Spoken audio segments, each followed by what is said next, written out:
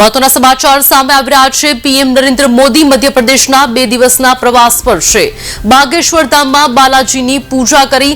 મહત્વના સમાચાર સામે આવી રહ્યા છે। બાગેશ્વર ધામમાં બાલાજીની પૂજા કરી છે નરેન્દ્ર મોદીએ। હવે કેન્સર હોસ્પિટલનો શિલાન્યાસ કરશે। 218 કરોડ રૂપિયાના ખર્ચે મેડિકલ અને સાયન્સ રિસર્ચ ઇન્સ્ટિટ્યૂટનું શિલાન્યાસ। પીએમ ભોપાલમાં ગ્લોબલ ઇન્વેસ્ટર્સ સમિટનું ઉદ્ઘાટન કરશે।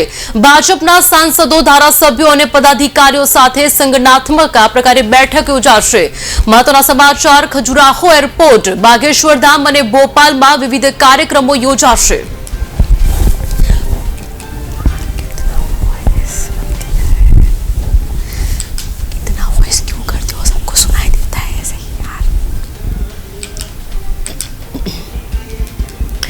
હવે કેન્સર હોસ્પિટલનો શિલાન્યાસ કરશે વડાપ્રધાન નરેન્દ્ર મોદી। મહત્વના સમાચાર પીએમ નરેન્દ્ર મોદી મધ્યપ્રદેશના 2 દિવસના પ્રવાસ પર છે।